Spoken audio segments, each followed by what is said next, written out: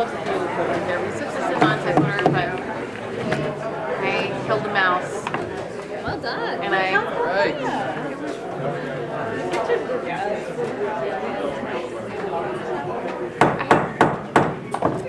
my brother was. Good evening. Welcome to a regularly scheduled meeting of the Waterville City Council. If anybody would like an agenda, they are in the plastic sleeve out back, and we thank you all for waiting very patiently while our executive session ran a little bit longer than we had planned. Before we go any farther, I will ask Councilor DuPont to stand and lead us. Sure. I pledge allegiance to the flag of the United States of America and to the republic for which it stands, one nation, under God, indivisible, with liberty and justice for all.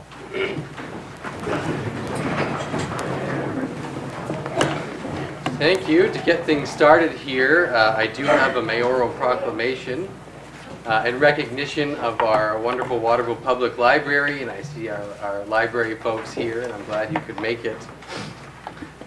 Whereas the love of libraries in Waterville, Maine dates back to the time of municipal incorporation, and whereas the Waterville Public Library has been in continuous operation since 1896 and has been an anchor in Waterville's downtown since opening its Carnegie building in 1905.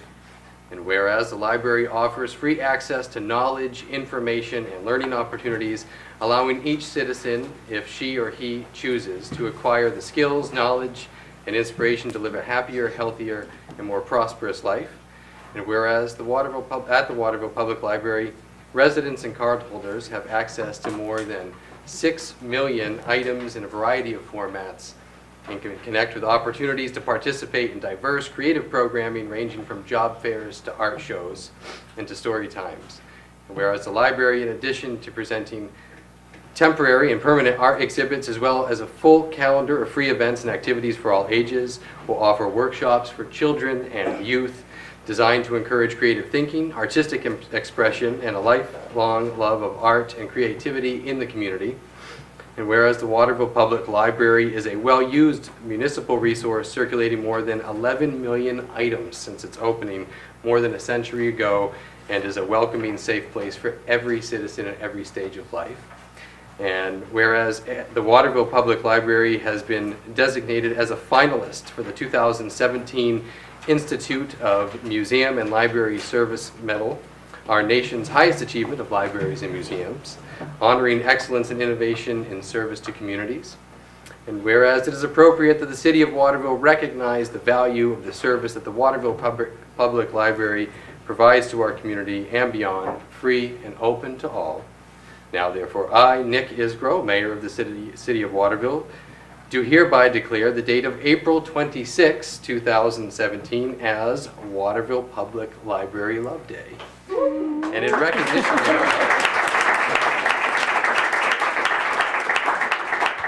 I urge our city's residents and visitors to fully enjoy and avail themselves of the many resources and opportunities offered by our public library in the heart of our city. And Sarah, would you like to come receive this? Yeah.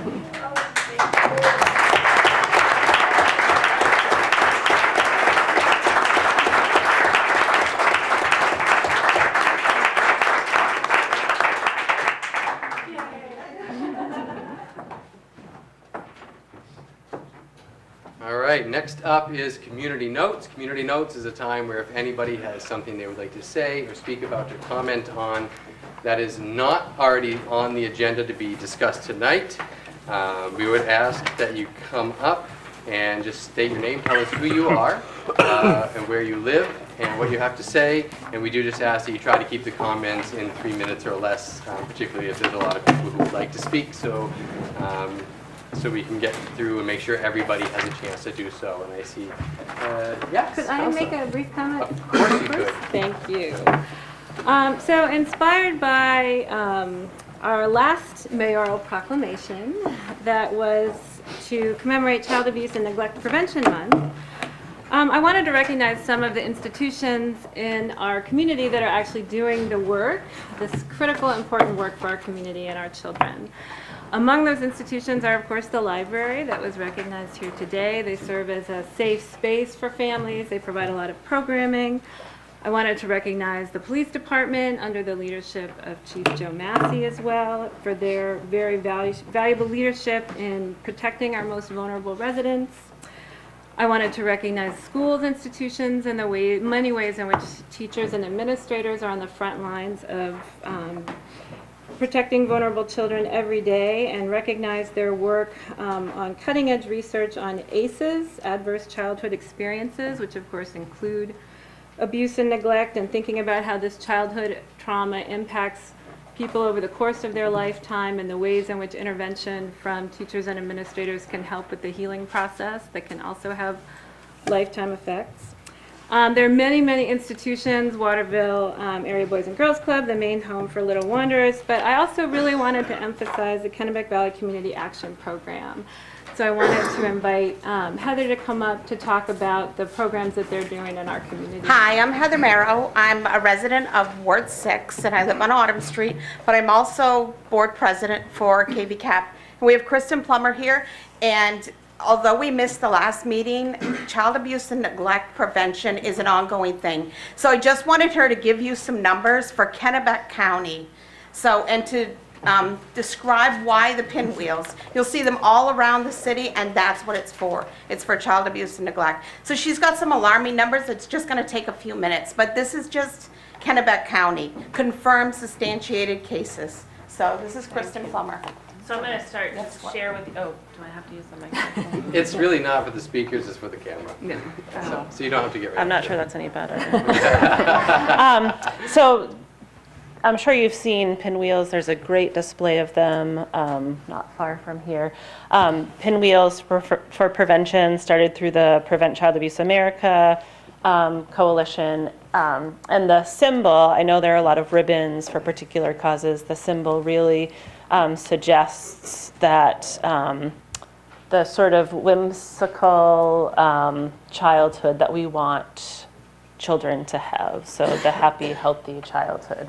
And what Prevent Child Abuse America found was that this symbol sort of draws people to that thought, that it sort of embodies childhood. So I want to share what this symbol means, but I also, and I work in Somerset County on a similar project, but we recently received numbers and started a child abuse prevention project through KVCAP in Kennebec County. So in 2015, the Department of Health and Human Services substantiated and indicated 553 cases of child abuse and neglect in Kennebec County. I almost said Somerset County, I apologize. And so those are cases that there was a finding of abuse or neglect, not the number of cases that were investigated. I also want to share the highest risk age of that population is birth to age 1. So in the birth to age 1, there are 66 substantiated and indicated cases of child abuse and neglect in Kennebec County. We have a lot of additional data, and we just hired a community coordinator to work on this project in Kennebec County. So please reach out if you want more numbers or to be involved in this project. Thank you. Thank you for coming.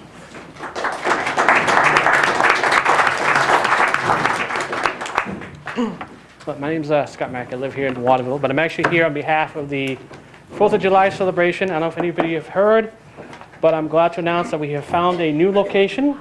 It's going to be held this year at the Clinton Fairgrounds in Clinton.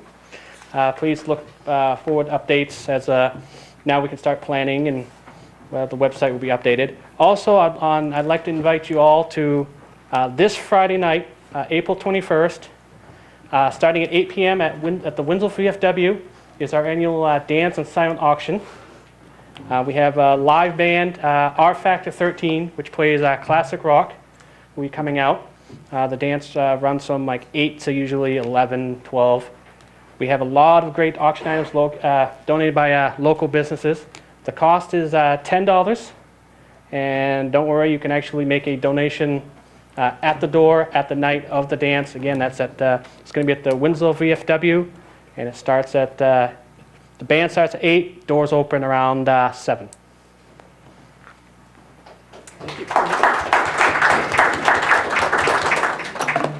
Hi, everyone. Karen Raincourt Thomas from Ward 7. I get some notes, kind of quick. I have to go to work after this, so I'll be very quick. Mayor, councilors, thank you for receiving me this evening. Tonight, I'm not here to plead my case, but rather to stand for those who feel that they're not being heard. As leaders of one's community, it is your job to listen to those who voted you into office. As I have read in the paper, heard in the stores, the residents of our fair city do not want another tax hike. I appreciate the work that you all have put into the budget, but yet you fail to cut the budget to better reflect the real pocketbooks of our community. Look at me, I am the demographics of Waterville, and that's why I'm working a second job to pay my taxes. This is what reality is. The one thing that you're forgetting is our jewels are our residents. It's not the businesses that we bring in here, but it's the residents that we keep here, our homeowners. And when you drive them out that they want to go to other communities, they want to go to Winslow because they can walk over the bridge and get the same exact businesses. They can go to the bars, they can go to the restaurants, they can shop in any store they want, but they're sure as heck not going to be paying 25 mill rate. They're paying, I think, 15 over in Winslow. They can go to Oakland and do the same thing. They can go to Fairfield. So let's not drive our residents out of this city. We want them in our city. Over the last few years, I've sat back, observed the ongoings of our local politics, but sit back no more. As I stand here before you, I will be suiting up for run for the mayor of the city of Waterville this fall. Thank you.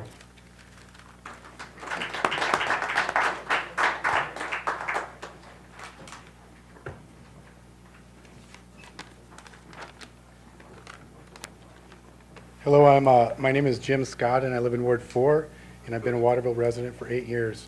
And I'm here today to speak in favor of our public schools. When my family moved here in 2009, it wasn't clear where we would live. Although my job was based in Waterville, we weren't initially sold on this community as a place we'd want to raise our kids. In 2009, our kids were 1 in 4, and our school district quality was a huge factor in determining where we live. After talking with locals in the area, I was reassured that Waterville has great schools. I can say that firsthand, that's true. My kids are currently in the 3rd grade and 5th grade at the George J. Mitchell School and Hall Schools, respectively. The schools are great in large part because of the dedicated and outstanding people that work in our schools. I would argue strongly that the Waterville school system does more with less than any other school system in the state. Kids in our district can participate in robotics club, gardening club, community board, knitting club, geography club, band, violin lessons, advanced math and reading classes. The list goes on and on. And on top of this is the core curriculum that they learn in class. I could go on, but my point is our schools are important. They're a driving factor in shaping the future of our children. Yet Waterville, according to the Maine Department of Education, ranks 206th out of 232 among school districts in the state in how much we spend per pupil. We're spending less today than we were 5 years ago. 89% of all school districts in the state spend more than us. Despite this, there are some who would still claim we spend too much money. That doesn't make any sense to me. It sends a completely wrong message. It says we as a community don't value education. We don't value our children's future. We don't value the big picture. We only value the immediate financial perks that some people might get by cutting the budget. That's absurd. How would I explain to my 11-year-old daughter that, yes, your teachers do a great job. Yes, you've done a great job. Yes, the experiences you've had have been great, but your community doesn't really care about you. That's what we'd be saying as a community if we don't properly fund our schools.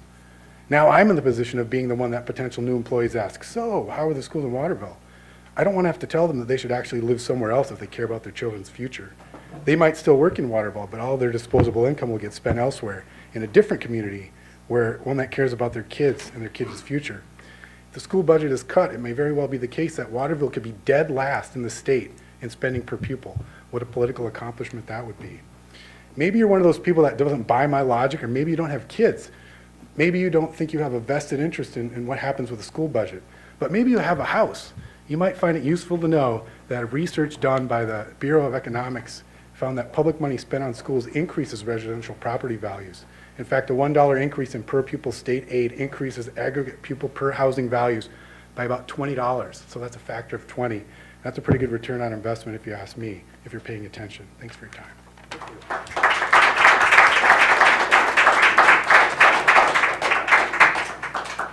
Hi, my name is Lisa Wheeler, and I'm in Ward 2. I've been a resident for 25 years, also speaking as Friends of Waterville Public Schools. Today was Stand Up for Students Lobby Day at the State House in Augusta. And I just want to share with you what one student said there. I'm going to have to find it here. Student School Board member Trevor Doiron, speaking to the crowd, as both a student and student school board member, I have witnessed firsthand how detrimental cuts to education can be. Each school year, districts like mine are challenged to do more for students, but with far less funding from the state. Do you make cuts to student programs such as special education, extracurriculars, and the arts? Or do you keep these vital programs and positions and present a budget which reflects a large tax increase, forcing seniors living on fixed incomes out of their homes? This is the harsh reality for far too many communities across our state, including Waterville. These are really tough decisions. I attended the community event at Waterville Public School a couple of weeks ago and listened to the presentations by all of the administrators of all of the schools in Waterville. And I was really bothered at the end of it to know that not one person mentioned preparing our kids for college. Part of that goes back to our guidance department at Waterville Senior High School, which is doing more with less, but falling short of making sure that our high school students are prepared for college. So I just wanted to make those comments and ask you to keep that in mind as you're doing the very, very, very difficult work of trying to balance this budget. Thank you. Thank you. I'm Paul Lucier from Ward 5, and I tried memorizing this. Well, that didn't work out. It's short. Still didn't work out. After attending several budget set meetings, I was shocked when a departmental head indicated that their department would violate the city charter. The charter mandates that the school board submit the school budget at least 14 weeks before the beginning of the next fiscal year, without exception. I repeat, without exceptions. At this point, no budget has been submitted, placing all other city departments competing for monies at a disadvantage. Along with the taxpayers who have been told the mill rate could increase 3 to 4 mills. When the superintendent cherry picks from the city charter, this creates a dangerous precedent and does little to restore faith in city government, especially when 18% tax increases are being proposed and the Hall School remains open. In Winslow, the same scheme was tried by our superintendent. To protect the taxpayers, their bylaws, they flat funded the school budget this year. Are Waterville residents less deserving than Winslow? To assure transparency, the school budget needs to be submitted now. The charter does not allow grace periods, and the council has no authority to ignore city charter.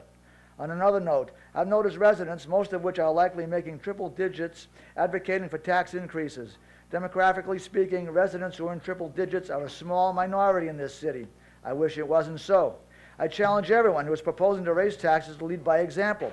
Make the first donation to City Hall. Cut the check. Those with more can pay more. It's called philanthropy.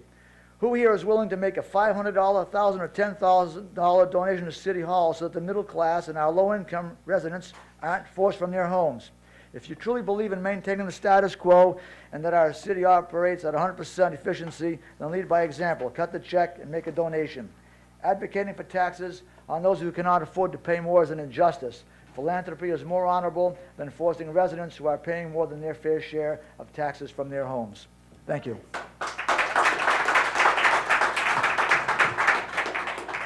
Mayor, Council, thank you for listening. I'm Scott Taylor from Ward 4. I'm the father of 2 children, both at the Mitchell School. And I'd like to talk about how our schools are already underfunded. How do I know this? I know this, of course, from talking with my kids' teachers. But I also know this because I've worked closely with the math specialist at the Mitchell and Hall schools for the past few years. The Mitchell and Hall schools need another math specialist. Last Friday, I spent the entire day, I took the day off from work, and I spent the entire day volunteering at the Hall School for their STEM day, working with 5th graders. The incredible spread that that teachers have to work with is amazing. It's really incredible what they're able to do. But it's also incredible that it's also quite clear to me that they're being stretched thin. For the past few years, I've been recruiting Colby students to go into the Mitchell School to work with kids on math. And it's clear to me that the teachers and the math specialists don't have enough time to implement all the great ideas they have. They don't have enough time to coordinate the volunteers that I can provide. I could provide twice as many volunteers to work in the Mitchell School than what they can actually afford for scheduling with their time. If we don't adequately support our schools, we will not be giving the students the skills they need for life. This was quite clear to me working with fifth graders on math. And we will not be raising children who want to return to Waterville as doctors, business owners, and citizens. Thank you.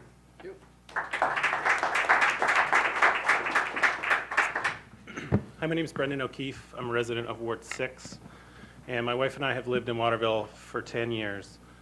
We have a 2.5-year-old daughter, and I just wanted to tell you how it is that we go about making decisions for our life. And for the past few years, we've known that we wanted to live in Waterville.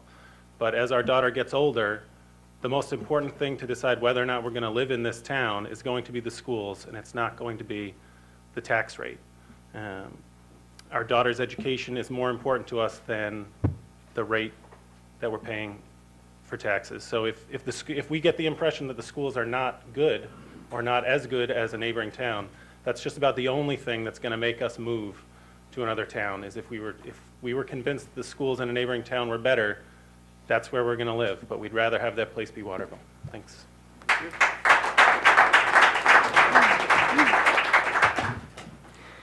Hi, my name is Thomas Klepak. I live in Ward 3. Me and my family have lived in Waterville for the last 5 years, and I'm happy to be here. I want to stay here. I intend to stay here with my family for the duration of my children's childhood.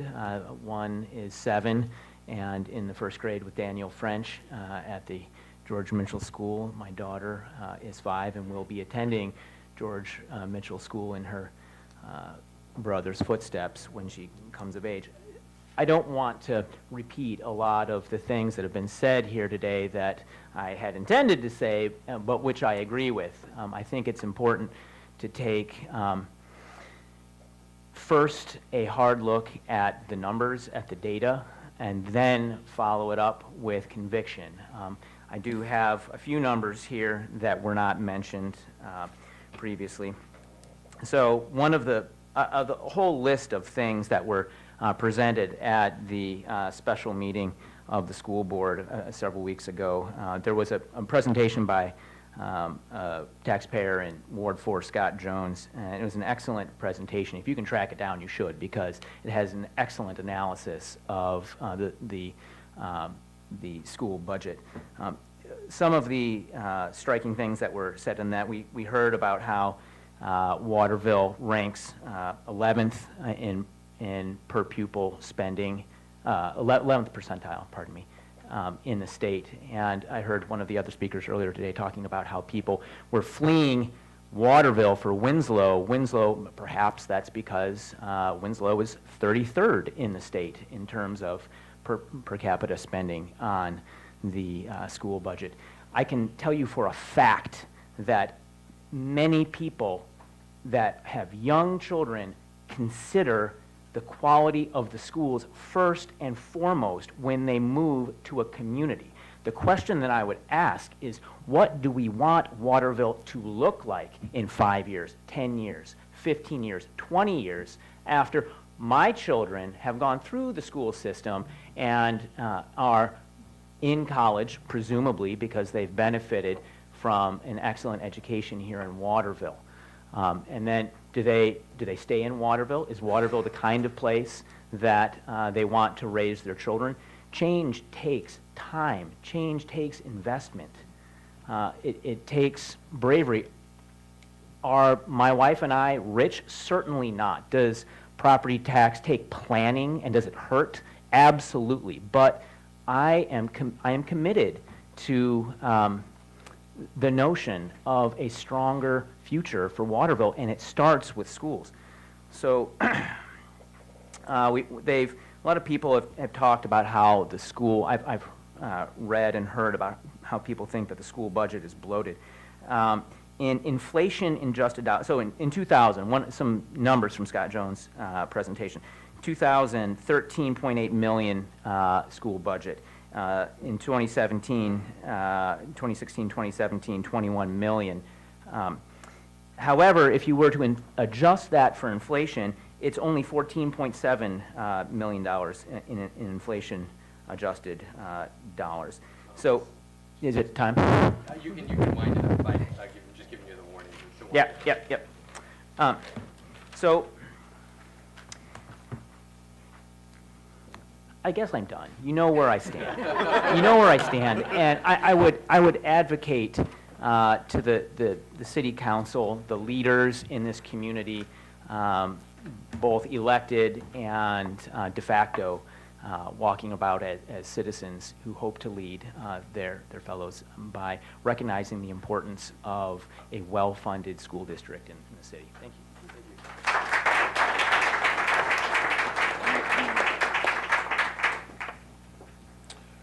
Hello, my name is Phil Barfia, and I am a resident of Ward 6 in Waterville. I'm here today to address a really disgusting and despicable act that's been happening around our state. There's been an increase activity from the KKK in our area. To be more precise, flyers like these have been showing up in our neighborhoods.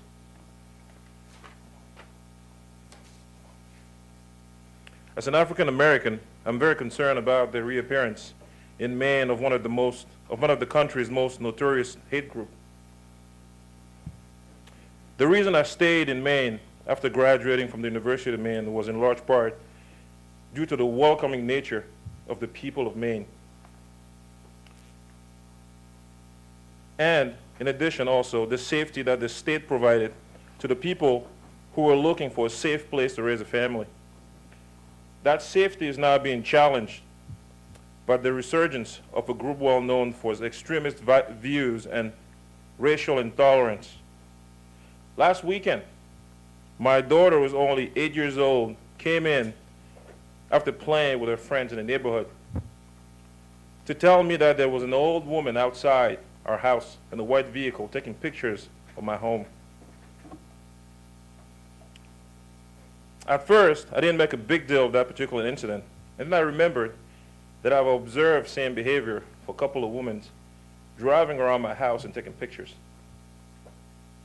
And then I started thinking, what if that lady was a member of the KKK? What if she was surveilling my house? What if she was wondering, what if she was observing my family on behalf of the group to determine when would be the appropriate time to strike? Now ask yourselves, how would you feel if that was your child, your family? Furthermore, let's ask ourselves, is this the image we want minority students who are thinking about joining our collegial institutions to have about our community? Is that the message we are trying to send those much needed talents we are trying to convince to remain here after they graduate from schools? I would hope not. Regardless of our individual background, it is my utmost belief that we all have the duty to speak out against the perpetuation and bias and hatred towards members of our community. I want to thank Councilor Tate and Lacey for being part of the protest that took place last week in our community. And I urge the entire city council body to speak out in one voice against this despicable behavior and let our community members know this is something they do not stand for and something that should not be tolerated in our state and our community. Thank you.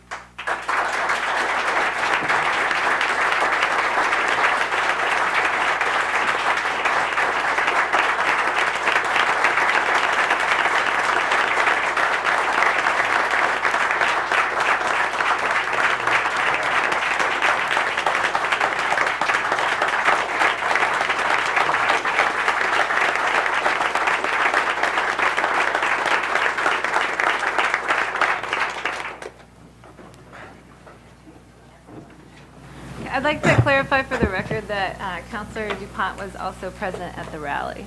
She didn't make it into the paper, unfortunately. My 4-month daughter was there. Julian Payne, Ward 5.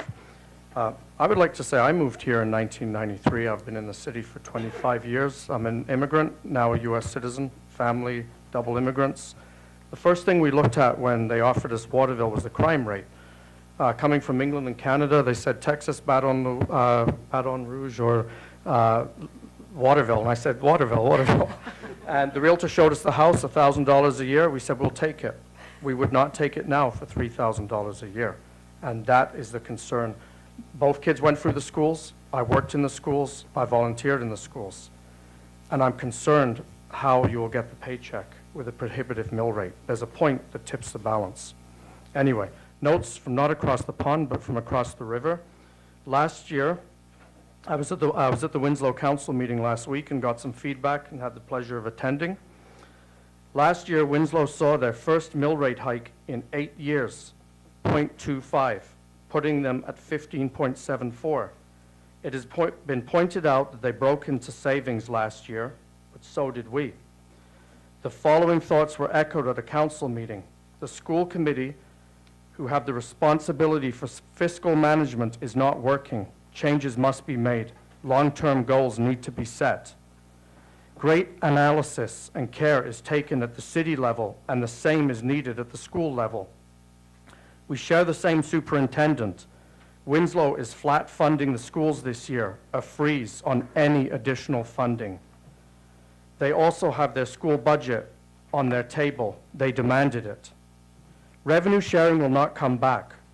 While you raise the mill rate to make up the state's owed balance, leaving the residents to pick up the tab, why would they return it?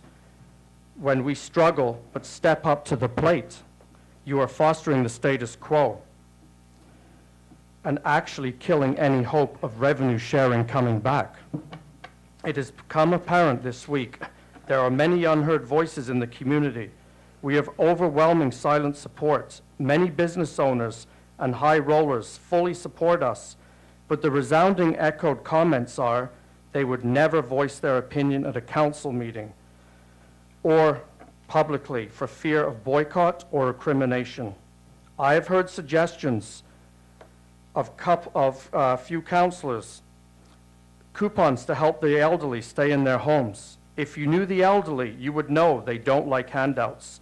A community they've lived in their entire lives has taxed them out in retirement years, and they are reduced to begging.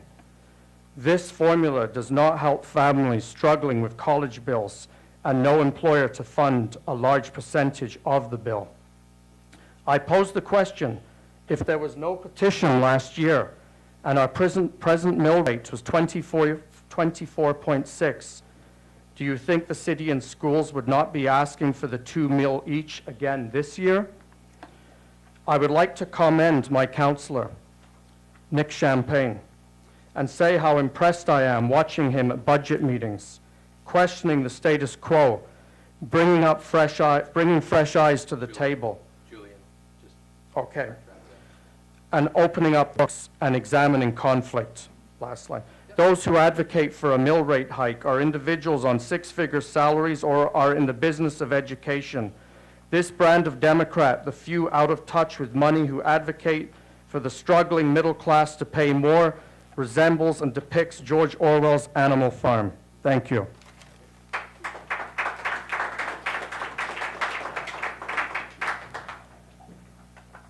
How are you doing? Thank you. Norton Weber, Ward 4. Living on Social Security and living the dream.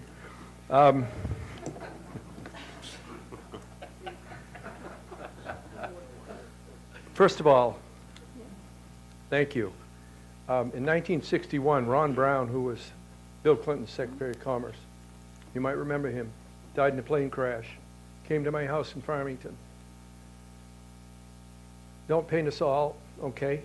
I know you don't. I just need to say that you see the reaction you got here tonight. These are folks who love you. I appreciate it. Okay, I'm going to get right to solutions. Colby needs to kick in $2.5 million a year. They're avoiding $5 million a year in property taxes.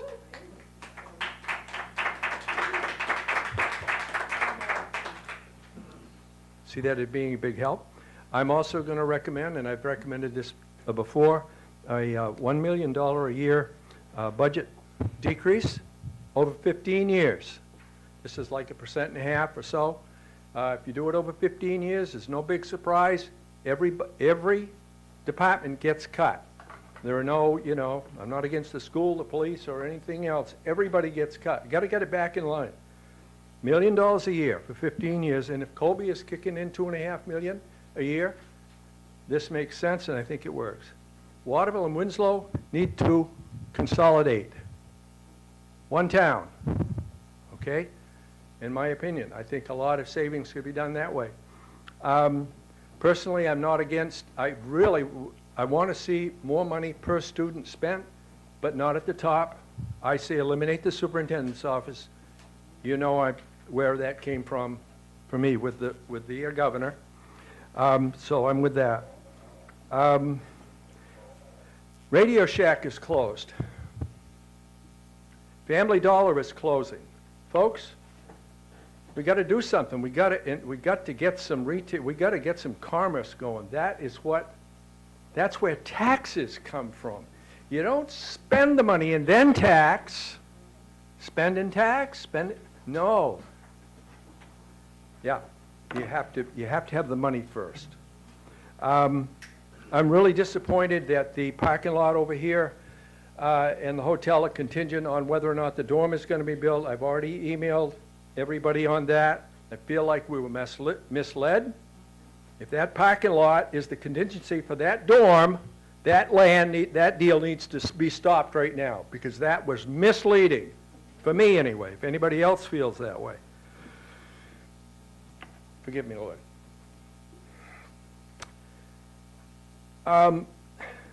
Lower taxes will make a big difference. I just was watching Milton Friedman on TV, on Facebook today. All inheritance taxes need to be eliminated, because a thriving economy is a family economy, one that grows, comes, and keeps growing based on the people that want to continue it. If everybody's inheritances are taxed, then they're just going to spend the money. Why wouldn't they? So anyway, I know that's a little off subject, but I think there's some things that can be done. Cut the budget, get some money from Colby, consolidate. I don't care if Oakland comes in on it. Get everybody together. Weber. Yes, sir. And thank you very much for allowing me to speak. Thank you, sir.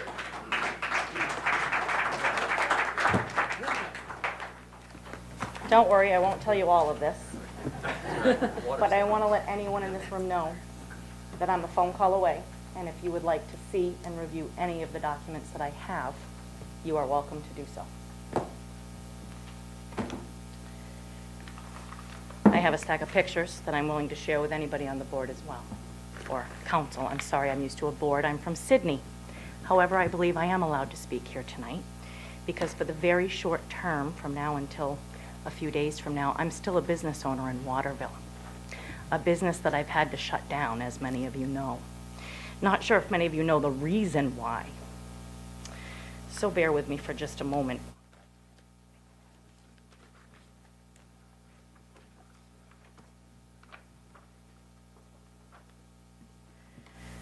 This is a 35-page document that cost us the rest of our entire savings.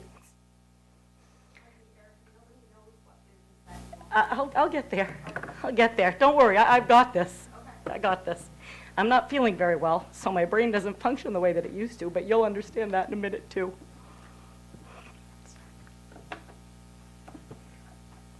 Mike Roy has had the pleasure of meeting with me. Right, Mike?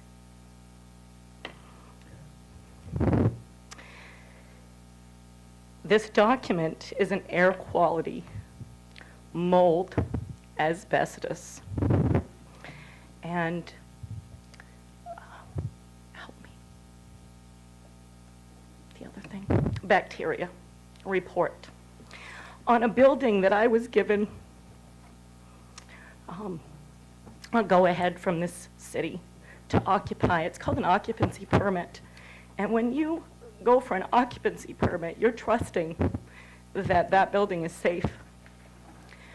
I leased this building, my family, my 3 children, part of my employees that are up here today, all ill, very, very ill. You have a building within your city that your code enforcement officer gave an occupancy permit to. I have documents in here that will prove that your code enforcement officer, and I do believe I say this with the most respect, I hope that this council knows who they work for. Who do you work for? You don't work for him. You don't work for him. You don't work for anybody in this city. You are their employers. And I hope you know that, because it's your job to make right what they're refusing to make right. So with that said, I'll start back at, hi, I'm Erica Russell. Until recently, my husband and I and my children were the proud owners of the Country Manor and Divide Sides. Your city is not taking seriously a very hazardous and unhealthy building. I have brought this information to them, and they refuse to look at it, talk about it, or act on it. And you are all at risk. I'm here on behalf of myself, my employees. I wouldn't want the counselor's job for all the tea in China. I'm going to tell you right now, you're working in some really hard times. And I heard all of these people, and I agree with everybody I heard, and there's so much to be done. However, there is one thing that has to be done today, not tomorrow, not when Mike Roy decides that he's going to get around to it. I called Mayor Isgro, did I not, last week? Mayor Isgro was leaving town. I explained to him what was going on with this building. He said, I'm leaving town in the morning, but I'm going to make a call to Mike Roy, and I'm going to explain to him what's going on and get you to go in and meet with him. And I said, with this being part of a city issue and the code enforcement, is he going to really listen? And you said, yeah, I'm going to talk to him. He's going to listen. Well, that wasn't the case. So I have a letter here that he asked me to write, and then didn't give me paper or pen in the meeting, and then told me on my way out to let the state know that I refused to write a letter, which was never the case. So I have said letter. Attached to the letter is the documents from the air quality control company out of Scarborough. This man's been doing this for 27 years. He's an engineer. I think he trumps your code enforcement officer. I have photos that will blow your mind. More importantly, if I wanted to put my children through the heartache of bringing them here and showing you their health conditions, I would. But you're welcome to come to our home and interview my children. Anytime. Come have dinner with us, Nick. Come see what my kids have endured. You have a code enforcement officer who is best friends with the building owner. We should have never been giving a certificate of occupancy. And I ask that you revoke it immediately. I want you to take my certificate of occupancy immediately. Furthermore, based on the report summary I have provided to you in this packet, you will see that it stated that it's unhealthy and should be condemned. I ask the council to step in and enforce your ability to act as a municipal officer. You have the right to step up and act on behalf of this city as a municipal officer. And you should. The issue with mold turned mycotoxic. I'm not sure if anybody's ever heard these terms, but you should check into this stuff. Gram-negative bacteria. There's stuff in this gram-negative bacteria, and I have proof of that in here, that could actually kill us. We're lucky it hasn't. Friable asbestos from the owner trying to remove his own asbestos. That's written in the report as well. that was right there for Garth to see. I have pictures of it for you. He went in that basement with me. Have you ever met Aaron Brockovic? Well, I'm Erica Russell, and I'm pissed.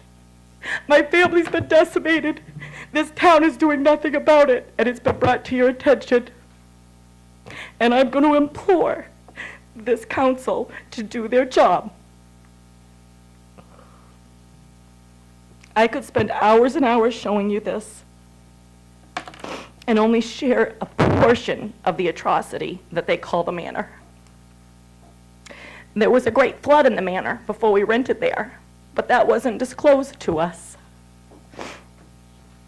It was your amazing fire department, by the way, you have an amazing fire department, that brought to our attention the amount of flooding that was in that building.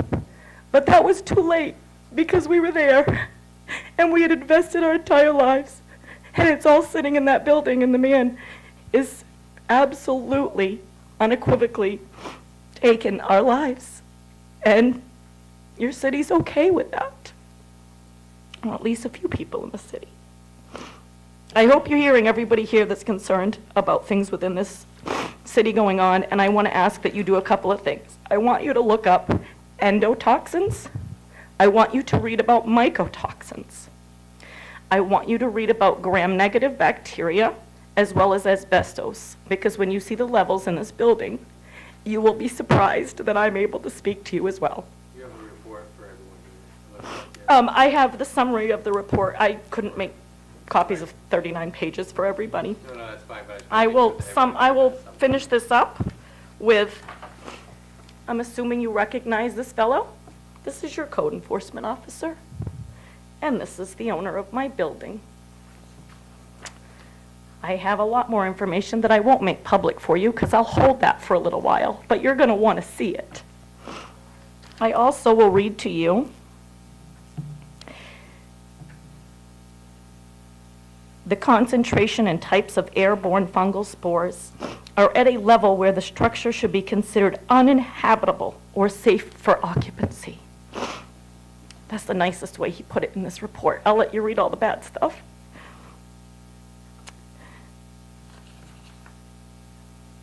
I want something done about this immediately.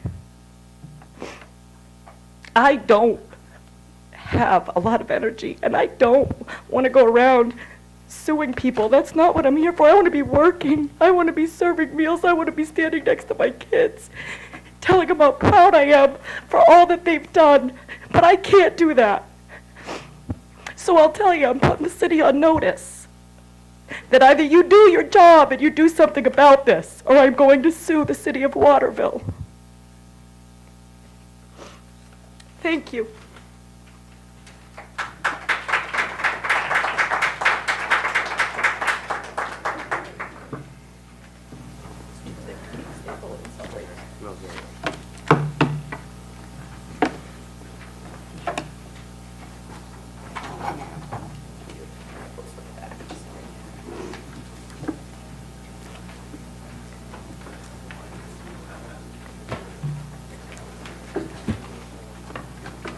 You don't have to get this far.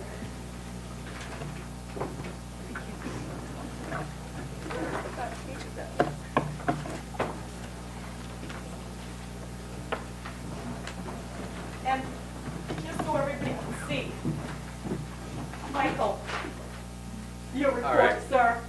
All right.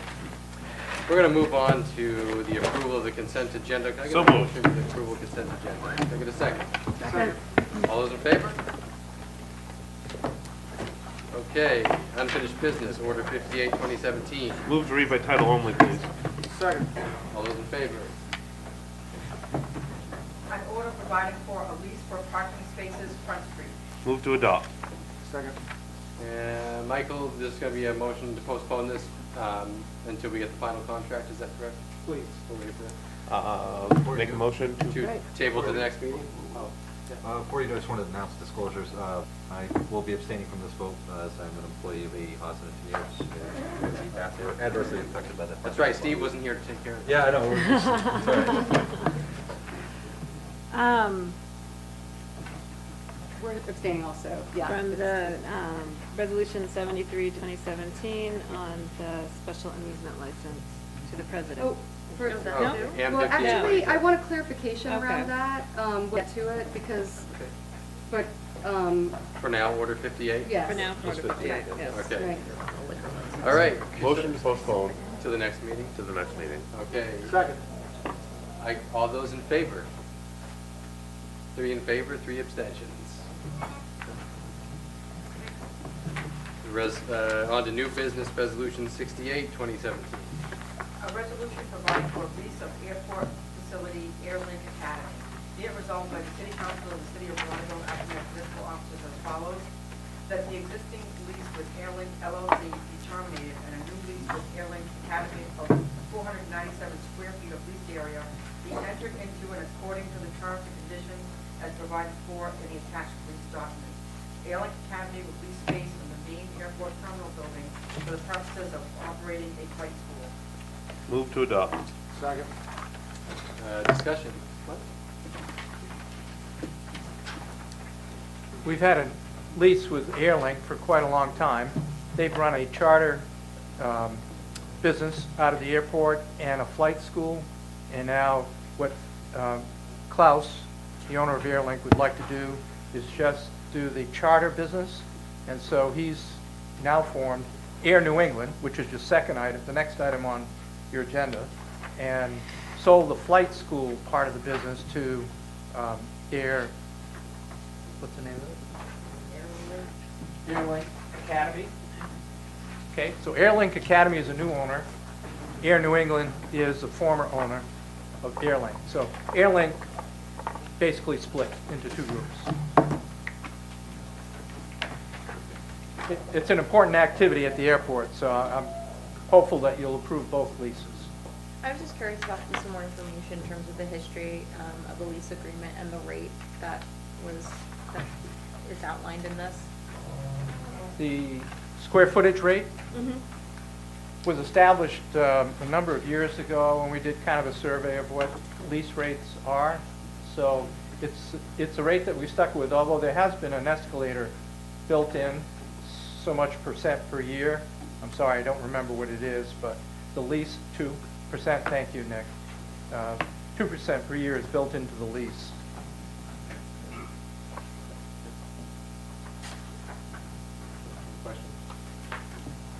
Randy mentioned this was coming at the last budget meeting, I think. You mentioned the new police contract. Yeah.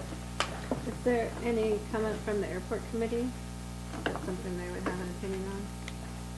I'm sorry, didn't hear you. Phil, you're here. Charlie's here. Is there any, We're meeting tomorrow. All right. okay, We're probably good. Oh, the committee, yep. yeah. Tomorrow. You can't be there. Or you're going to be there and not here. All right. Okay, we have two committee meetings here.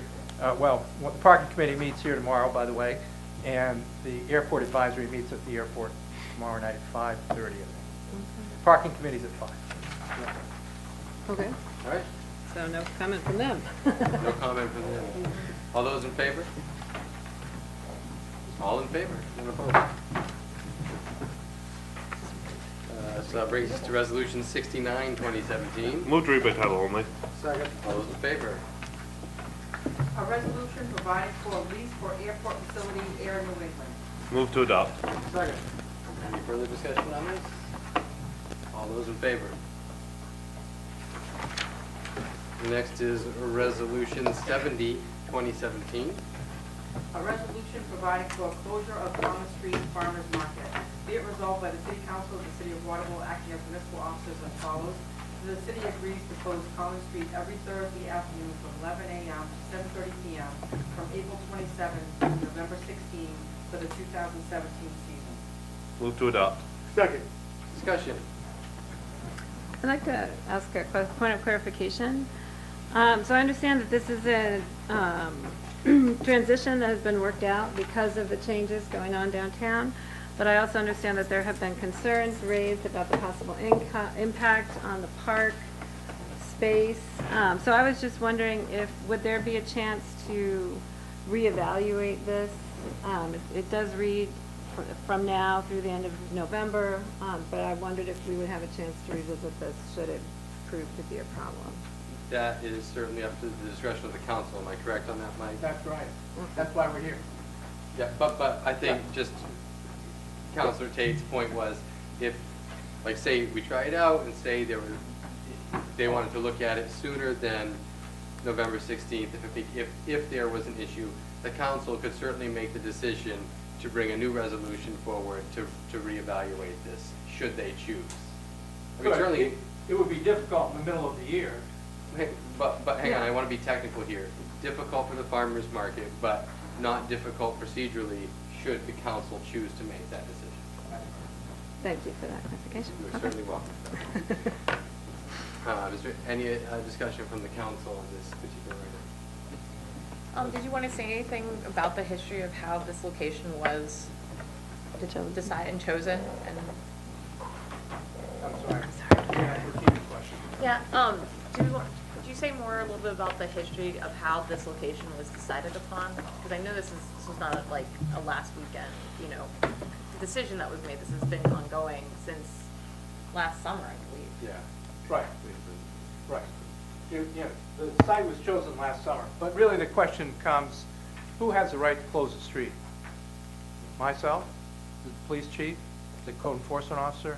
It really should come before the council and have a public hearing so that everyone can have a chance to be heard on what they think about this location versus others. Mike, was the Head of Falls considered as a possible location?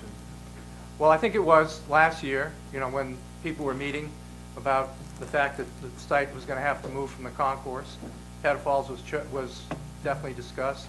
I think the people associated with the farmers market definitely preferred Common Street over Head of Falls.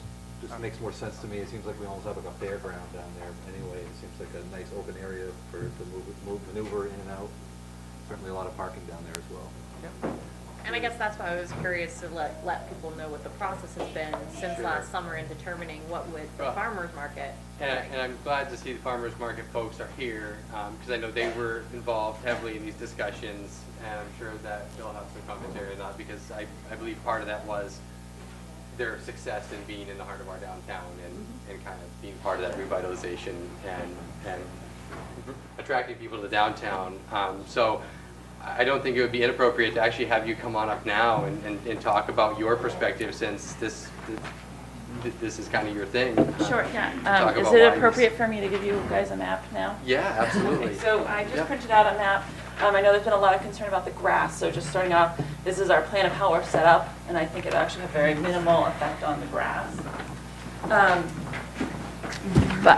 So I think I'm supposed to say my name, and so my name is Hannah Tierney. I farm in Dogtown Road in Palmyra, and I've been the market manager of the Waterville Farmers Market for several years, and I'd like to thank you guys all for giving me the opportunity to speak today. At any time, I'm happy to answer any questions about the market or what the plans that are. I'd like to give you a little background information about the market. This coming year will be our 12th year at the farmers market. It's a vibrant market full of an array of local products, including meats, vegetables, mushrooms, artisan breads and cheeses, ice cream, goat milk products, and wrought iron crafts. We are a producer-only market, which means we hold our vendors to a higher standard than the state law requires. We must grow or produce everything we sell ourselves, which is not true at many markets across the state. The market started a low-income access program about 7 years ago. Part of this includes giving bonus fruits and vegetables to our SNAP and EBT shoppers. And over the duration of the program, we've given out $12,000 of free fruits and vegetables to the low-income folks of Waterville. About half of that value was funded directly out of the market treasury, and the rest out of grant funding. The market also participates in cleaning program, donating local produce to the local food pantry. This past year, we've surveyed our customers and found that 2/3 of our customers shop at other local stores while they're in town for farmers markets. They spend an average of a little more than $18 at each of these local venues. We hope that we're able to continue to work with the local business in the city to maintain this vibrant community. In 1987, there was a market established at Head of Falls. It unfortunately only took 3 years for that market to fail. Our perception of this was the lack of visibility as well as harsher wind conditions in the area, making it difficult for us to set up for the entire season. We were lucky enough to have one of the members of that market in our current market and bringing a connection to that rich history for us. After the Head of Falls market failed, Waterville went without a farmers market from 1990 to 2006 when Waterville Main Street founded the great market we have today. A move to the market is a challenging process, and we need a lot of coordination of the vendors to find a way to fairly and skillfully display our goods in a new spot. We add colorful displays full of fresh foods and local produce, as well as a bit of country to the city each week. We take huge pride in having the most beautiful displays and work to make them visible, but also available to all in the area. We do this while trying to maintain the smallest footprint possible. But this all takes time. We started this process actually last February 2016. And we were relieved when the final decision was made that we could move over to Kasangway Square. And once we were notified of that, we started informing the residents about the new location. We planned the layout of the location, which you guys have there in front of you, developed marketing materials, and continued to promote to the public. We were feeling confident at that time, knowing that this location had already been approved. So obviously there's some very big concerns seeing how we're opening next week. More recently, we have shared the city's Facebook post from about a month ago, the map that you guys posted for us to show our customers where to find us, which was great. We appreciate that, whoever posted it. And basically, the additional change of location at this late date could be nothing but detrimental to the market. So in short, I hope today that you'll decide to allow us to set up on Common Street so we can maintain a vibrant farmers market that not only adds convenience, but also an increase of quality of life for so many of Waterville's residents and another level of community to this wonderful city. Thank you. And if you have any questions, happy to answer. In Richmond, I'm owner and operator of Children's Bookseller here downtown. And I am very opposed to the possibility of them going to Header Falls, because the business increase that I see on farmers market days from the people who come down, who shop up and down the street, is significant. And my fear is if they were at Header Falls, people would drive, pick up what they wanted, and head out of town. And with the farmers market in Main Street, all of us are going to benefit. And to that point, when it looked like they were going to be removed from the parking lot with several of the businesses near me, I actually suggested and offered our little corner of the parking lot down Temple Street, East Concourse. And of course, they weren't terribly interested in that spot because it doesn't have a lot of visibility. Kasangway Square is perfect. I think it will give everyone a boost. So please. I think that's pretty consistent with what we heard at the time last year. Yeah. When we talked about moving this. I mean, I think it's a significant Very consistent. attraction on Thursdays to get people downtown, to spend time downtown, and to spend money downtown. Yeah, And and for we all of heard us. that from other business owners in your area here too. Good. Yeah. So please consider that. Thank you. They'll be close to this. Hi, I'm Tracy O'Clair. I'm the interim executive director of Waterville Main Street. The farmers market is a part of Waterville Main Street. And I just wanted to say a couple things, wasn't going to, but I came in January, still trying to grasp what's going on with Waterville Main Street and everything that's going on downtown with the revitalization and whatnot. And it was really confusing to me because I was told that it was approved to be moved onto Common Street and then Kasangway Square, and then within a week later, I was told that it might not be approved, and then it was approved, and then it wasn't approved. So I just think that you guys need to get your communication a little bit straight in regards to how you're making decisions and how you're communicating that out to the public. First, I wanted to say that. Secondly, one of the things that Waterville Main Street is looking at doing is increasing, obviously, people that are walking into retailers in downtown Waterville. And so part of having the people coming down for the farmers market on Thursdays from 2 to 6 in downtown, we are going to encourage that the local merchants stay open later on that day, and we're going to run a promotion where we're encouraging those local merchants to stay open and encouraging downtown people to come downtown and shop on that day to visit the local farmers market and to support the local farmers market, but as well as to support local downtown merchants. And so hopefully you guys are all voting to approve as we are opening next week. We've already put out marketing communications to do that because it was our understanding that it was approved along with the permit that you guys issued us. And just to comment on that, as we heard earlier, I, towards the end of the week, was away on a religious holiday for the Easter break, and I was surprised I didn't get some of these emails until I got back and got caught up late Sunday and a little bit yesterday. And my understanding is going back to the early 2000s, if this was a common practice. I don't think the council necessarily, it's not written anywhere the council needs to approve these things. And so hopefully the council will also just maybe set a precedent like going forward that we don't have to bring these kinds of things before the council every time. Because that was not the case even going back to Mayor LePage and before that. Streets had been closed for different things and various things. So, and it would be good to know what the procedure is, so that way when we're closing the street for, you know, the chamber closes it for the Taste of Waterville, we're closing it for the Parade of Lights. Like, we need to make sure that we have ample time to make sure that things are approved appropriately and in writing. Thank you. So I certainly hope it's approved too. Hi. Hi, Clayton Carter, Fail Better Farm in Etna. I am speaking on my behalf, but I'm a member of the founding member of the Farmers Market, and I'll keep it brief. A few points of clarity. We were super careful to plan the move down here so that we're not impacting the grass. We're in fact parking. There will be no vehicles on the grass, and we'll set up so there's, I believe, and we haven't had a chance to do it yet, but there'll be plenty of walking space in between our tents and vehicles and the grass, so then customers can and citizens can hang out on the grass and play and frolic. We are totally, I mean, to the point about approval here, we totally into being approved by the council. Our concern is with the timing, of course, since we open next week. But then the last piece is that we are team players par excellence, and we don't like to make waves. Like when we had the parking concern a few years ago, we doubled our fees on ourselves to pay for a police officer to patrol for tickets downtown, just to make sure that we were kind of being good community members. So if there's any concerns, any questions, like Hannah said, swing by market. We're going to be out here, as I believe, and starting next Thursday.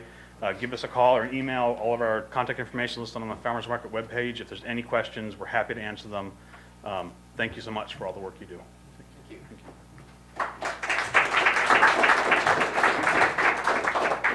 Hi, my name is Lee Hallett, and I'm the director of the Maine Federation of Farmers Markets. We're located just up the road in Pittsfield, Maine. We're an organization that was founded in 1991, and we serve farmers markets all over the state. And I just wanted to say that we do recognize that Maine's farmers markets are cooperatively run by the farmers, the overwhelming majority of them, which does make it challenging to plan things like changes of location. Typically, a change of location impacts a market for a year or more, not just the market members, but the people who shop there. And so we've been super impressed by the process that Waterville has been using. The first meeting that I attended was in, I believe it was March of 2016. That deliberative process and the transparency that we felt we were seeing was really impressive. And we've actually been talking about this to other communities and saying, hey, you folks should be doing what Waterville is doing. Take a look at this. Right down to that map that came out a few weeks ago that we were also sharing everywhere. So again, this is a process a lot of communities go through, and it's been really great to see the collaboration here in Waterville, and we appreciate that. And again, our organization is available, and we welcome questions at any time. So thank you very much.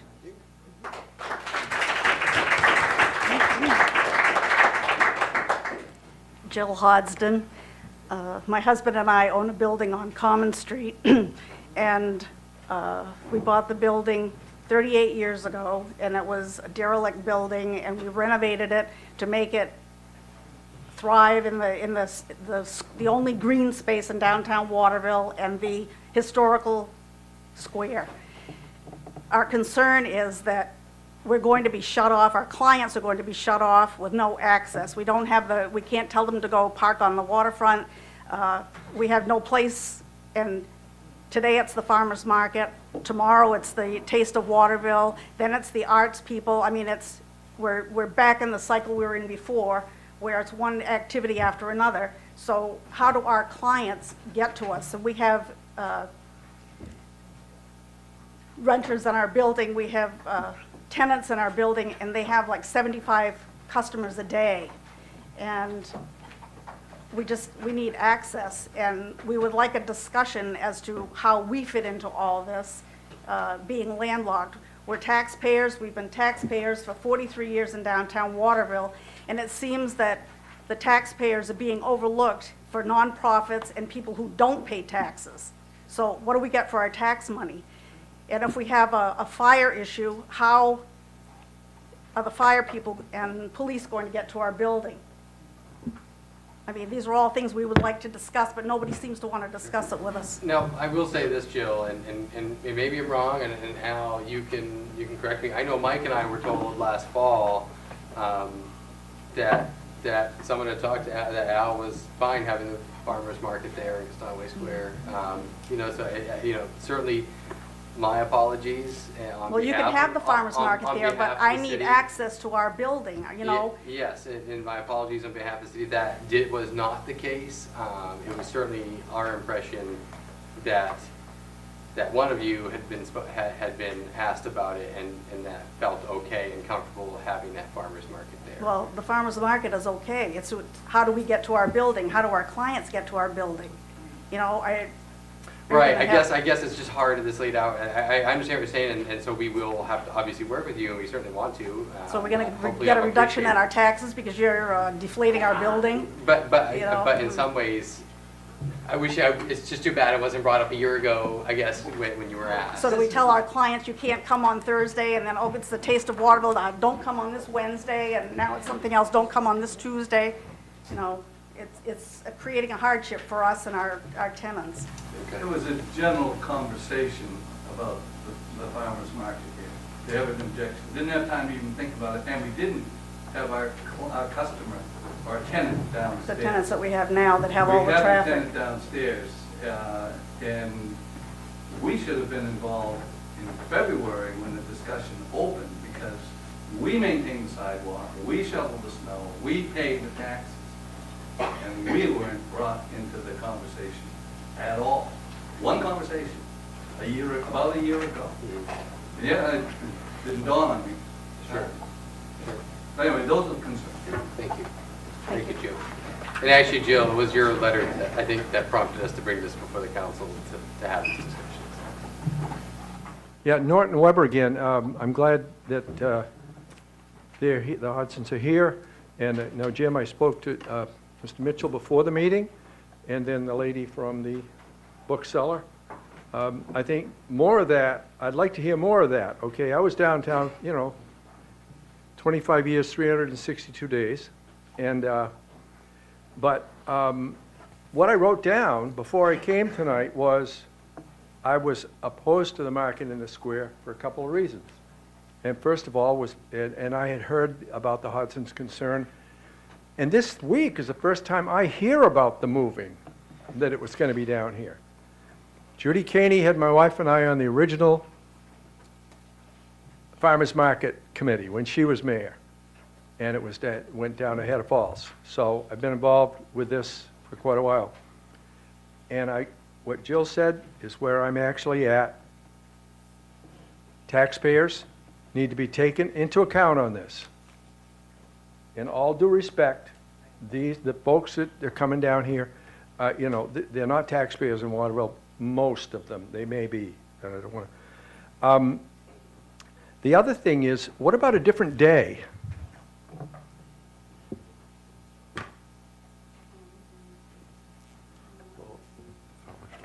Different location doesn't work evidently because it didn't work before. And I just want to be careful here because the children's bookseller are also taxpayers. Thank you. And Exactly. Rachel is also a Yeah. taxpayer, and Charlie Gier is also a taxpayer. And we need to take all taxpayers. I agree. And so I am certainly not trying to dismiss the Hodgsons, and in fact, I think we have a pretty good relationship, and I know Al has been quite involved, and Jill and I have had some communication back and forth. But I just want to be careful we're not just labeling that everybody's not a taxpayer that's Well, no, taking part in I'm this talking about, you know who I'm talking about. I understand okay? that, and So I'd like to hear, I was hoping to hear from more of the local businesses in the area, but, you know, so anyway, Yeah. okay, thank you. Can I just ask a question? Chris Rank for Ward 4. The parking behind City Hall, who is that for? Can anybody park there? I don't know if there's signs back there. Is there signs that say city employees, the parking behind City Hall? No, they say city employees. Is that, no, is that what it is? It probably is now. Is there a lot of parking spots? Quite a few in there, right? So, I guess, would it be, I mean, city employees are what, 8 to 10 hours at work, they're tying up those spots, so if they parked at the head of Falls, those spots could be utilized by everybody. Yes. For the businesses and everything, so probably those spots need to be, you know where I'm going with this. I do. So, yeah. Hang on, Mr. Mitchell, I seen you waiting. Why don't you come on up? All right. Yeah, sometimes thinking outside the box, I'm not really suggesting moving the farmer's market, but it's an idea. I know on Sunday, and it doesn't have to be Sunday, but when you drive on KMD by the church that used to be an old movie theater, that's packed. And when they have the old car shows, if you had a day where maybe they went there, you've got great highway exposure. And maybe you could bring some of the local businesses up there to have an outdoor, like the toy shop, a little stall, working with the farmer's market. Great parking, great exposure. I know it doesn't incorporate the warm downtown atmosphere, but there's definitely exposure and parking there. And you know, you've already mentioned the businesses staying open later. They could have an outdoor stall like a traditional old-style market and just fill it up. No parking, you can't get better exposure, especially in the summertime with everyone going out to the Belgrade Lakes and places like that. Maybe they'd see an increase in sales. I'm not sure, but anyway, that's just a quick thought on that. Thank you.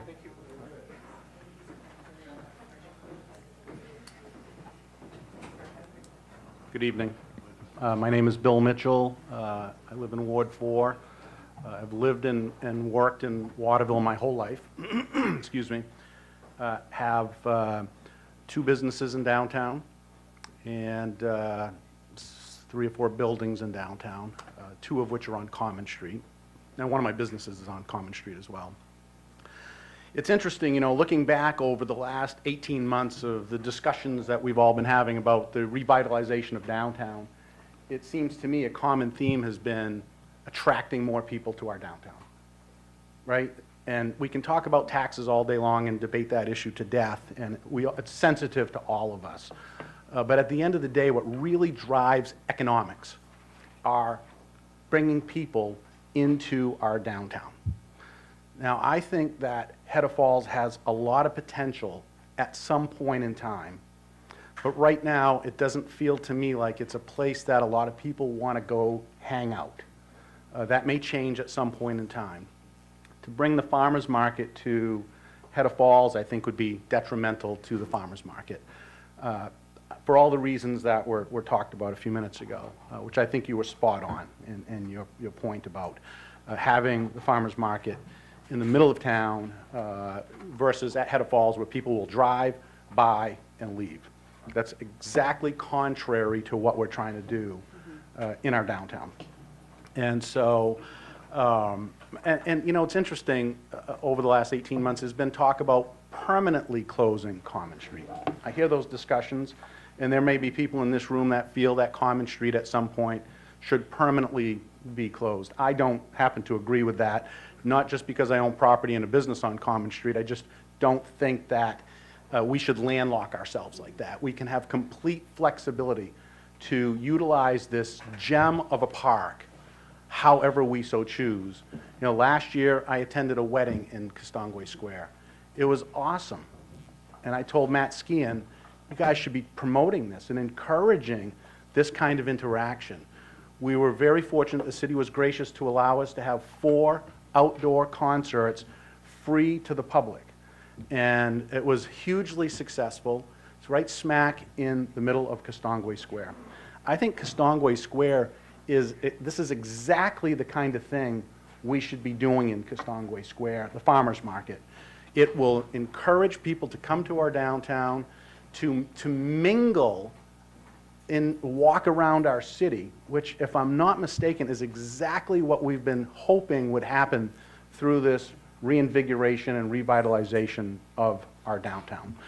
So having 2 buildings on Common Street, 14 to 24, and fortunately, a very busy restaurant called The Proper Pig on Common Street, I'm in favor of closing Common Street on Thursdays, as discussed. I think Thursday's the perfect day for the farmers market, and that we should be encouraging more of this kind of usage of Castongway Square in our downtown. So I strongly urge the council to vote in favor of this, give it a year, let's see how it goes, and if it doesn't go well, we can revisit it. But I think given the timetable, what's been already approved, all the discussion, it would be very unfair to change directions at this point. I say let this thing go, run with it for a year, and then if need be, we can revisit it then. So thank you very much.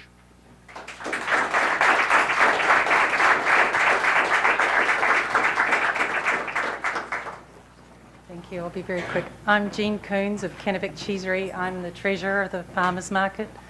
And I just would like to, I was just going to say the same points actually that the gentleman ahead of me said, and bring up some other points. The one being about the Thursday, that we've been doing it for 12 years. And many of us do multiple markets, at least 3 or 4 a week. And so we just cannot change the day, full stop, if you want to keep the same vendors at the market. And again, we were thinking that Castongway was maybe just a temporary move to try it this year, see how it goes. We would definitely like to help with the other owners of the buildings, and we can make some space, we can work things out, I think. But we hope that we actually bring people into the area and not prevent them from getting to your stores. So we'll try and work with you as much as we can. And hopefully the city will too.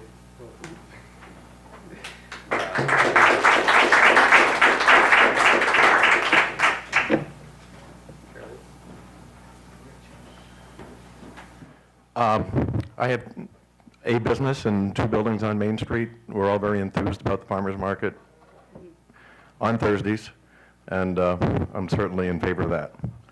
And on a side note, if I could, I was embarrassed twice tonight. Once by Phil's presentation, for the people that would do that, and the other by the inference that Kobe is not doing enough downtown. So I just wanted to say that.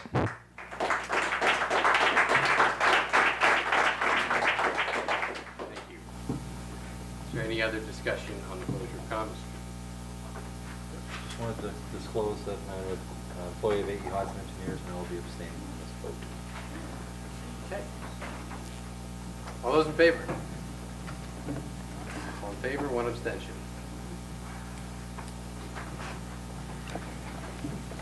Resolution 71, 2017. The real one. Second. All those in favor? Move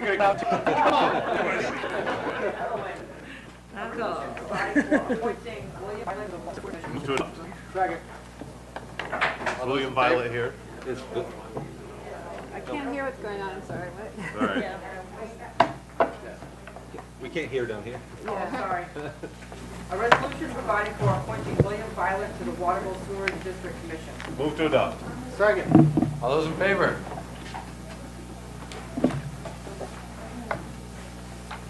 Resolution 72, 2017. Move to read by title only. Second.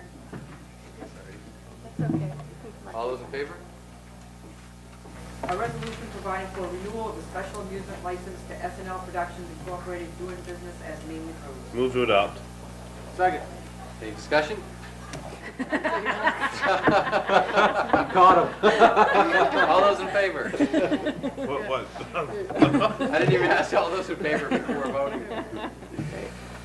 Resolution 73, 2017. Move to read by title only. Second. All in favor? I have a point of clarification that I would like to ask about this one, Thank you, Paula. please. So, as stated, this resolution states that a renewal of a special amusement license to the presidents and trustees of Colby College doing business as the Joseph Family Spa.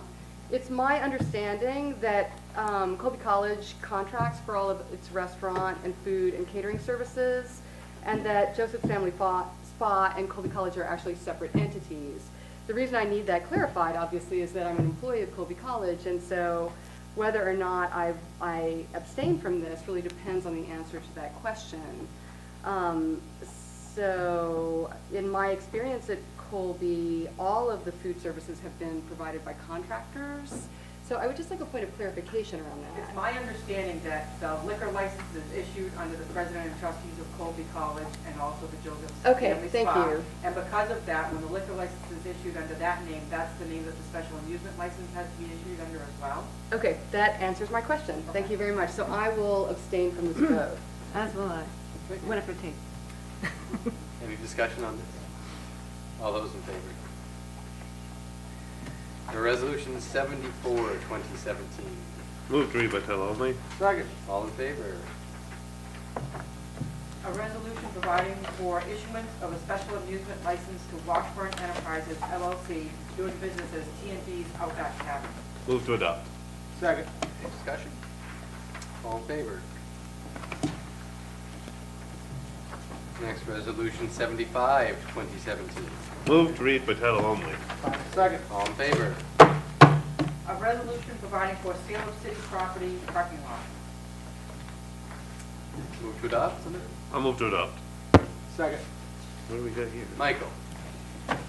Well, I received, and I think you all received, a copy of a letter from the Sidney Geller Trust to purchase a lot that we call the former Eldon Inn. Well, it is the site of the former Eldon Inn building.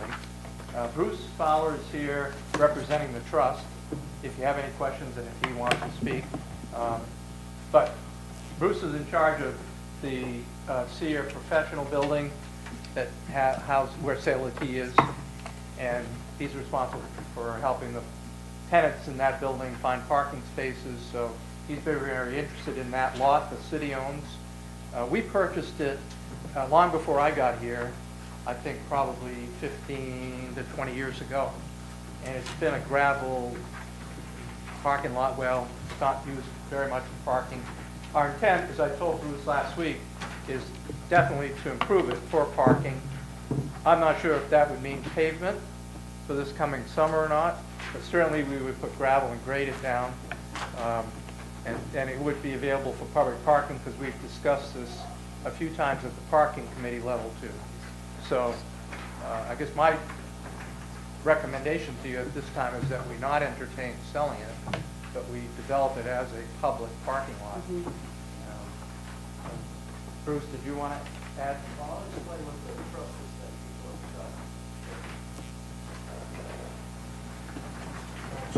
that Hi, I'm Bruce Fowler of the Sidney H. Geller Trust, and we have the Sear Professional Building, which is 177 to 179 Main Street, and we have about 32 businesses in the building. And it's an eclectic group of businesses from 5 law offices, 2 physician offices, 2 phlebotomists, main pretrials there, there's accountants there, there's surveyors, social service groups, and a few other businesses. And when the farmers market moved, just I'll do a brief history, I'll be very brief. It's been a long night, and I thank you for letting me talk, but I'm going to keep it real short. But just a very brief history. The tenants were very excited when the farmers market moved into town 12 years ago. But as you know, to have a vibrant downtown, you need an eclectic group of different entities. And the farmers market was a great addition. But the tenants were screeching about parking. So with the farmers market, they blocked off 50 parking spaces on the north side of the lot that has been sold. And our tenants were able to park on the other 40 spaces on the south side. And that caused a bit of an inconvenience with some of the tenants bringing their material to and from the building because parking around the building was really tight. So we bought a green grain wagon, and the tenants would come in the morning and throw their keys at the elevator operators, and when they had a chance, they'd go out in the parking lot with the wagon and collect their personal effects and bring it into the building. That's worked for 12 years. We've embraced the farmers market and wanted to stay downtown. Now, with the sale of the entire parking lot and those additional 40 spaces are gone, the tenants are extremely irate, and they just want to know how they're going to survive without close parking. For, you know, the short-term parking for people coming in for lab work or picking up documents or dropping stuff off or whatever, and also for parking during the day. The head of Falls, I took a bunch of tenants there. We parked there one morning and we walked up to the building. It's a nice walk, and for the younger tenants, that's not an issue. But for the tenants that have had multiple strokes or have had lung cancer or coronary issues or other health issues, which some of our tenants do, that walk isn't feasible. And I got together with the other trustees and we brainstormed at what we could do, and we thought about the Eldon Inn lot, which has sat unused over the years. In fact, we all stood there and watched them burn the Eldon Inn from the fire escape at the time. But and we listened to that. We read in the paper. I don't go to the council meetings. I live in Unity, so I don't try to stay in town that late because I'm here 5 or 6 days a week anyways. But we hear that you're having financial issues. You need to come up with 90 parking spaces and so on and so forth. And we were brainstorming and said, well, what if the town would sell us the lot? We can afford to purchase it at fair market value. We'll build a parking lot. We'll pave it, we'll light it, we'll fence it, we'll maintain it, and we just ask that we use it during the business hours and then have shared parking evenings, weekends, and holidays. And we figured that would give you a little revenue to put towards finding additional parking. It would also put a small amount of annual revenue back on the tax rolls from the improved lot. So that's why I presented it to Mike Roy and the parking committee, because we thought it was our way to contribute to the parking situation, and it would set our tenants at ease that their longevity in the building is guaranteed by some parking. And I will add, it will not alleviate all of our parking, but there are a group of tenants that are willing to park at Head of Falls or so on and so forth. And so we think the mix between the two would work to retain those 30-plus businesses that are downtown that you don't see, because when you drive by, they're all above the first floor. So if anyone has any questions for me, I'll answer them, and then I'll go crawl back in my corner. Is this, you did talk to the parking committee? Because that's kind of my question is how this incorporates into what the parking committee is looking at.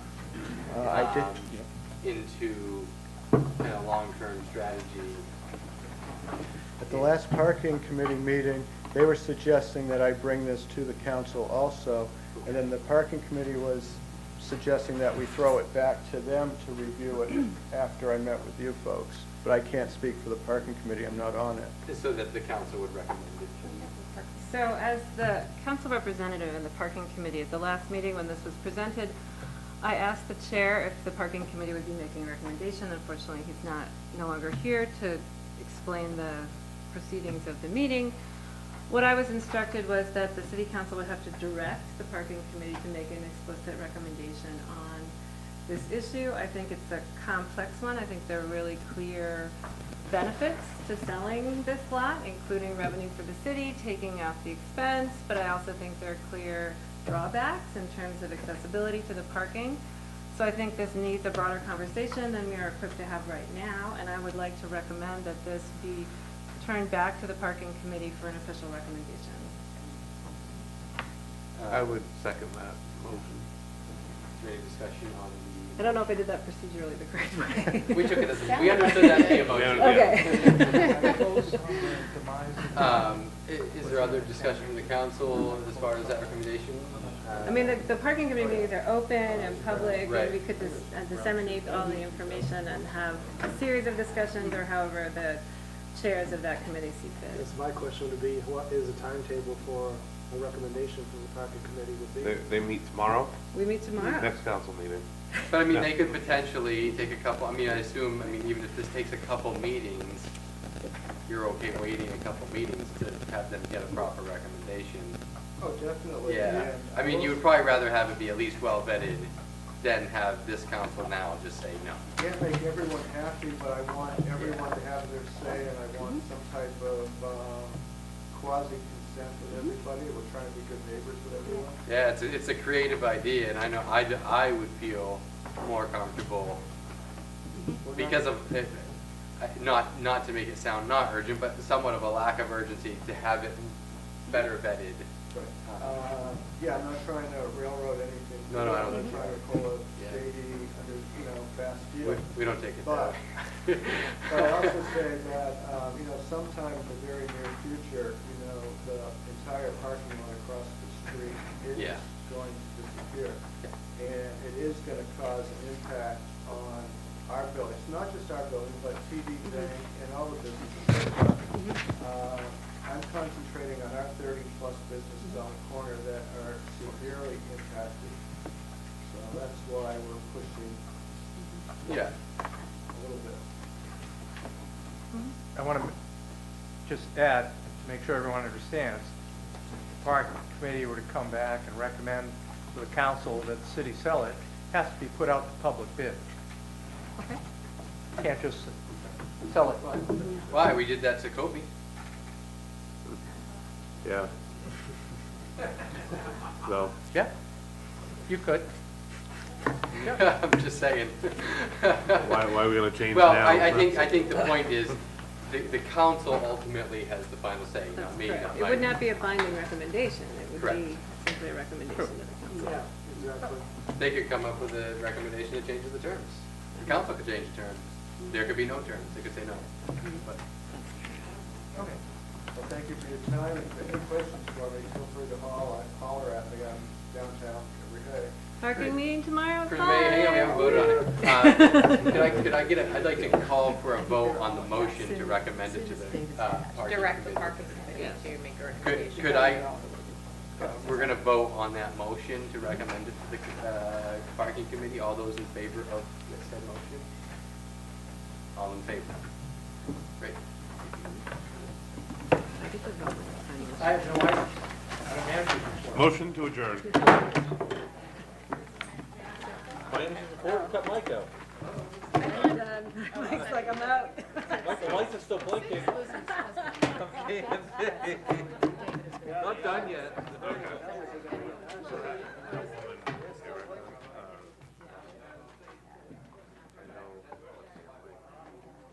How in the hell do you sue a city for going into shit? There are some issues with that building.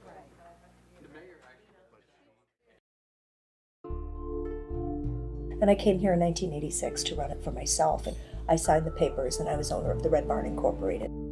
People come in here for the experience, more so than I think anything else. And they love the fact that somebody's actually taking the time to listen. Maybe you learn in proportion to how much you listen and care. Nights pay the bills and can rest. If you can find that balance between doing what you love that isn't really work, that resonate with people, and actually to some extent help people.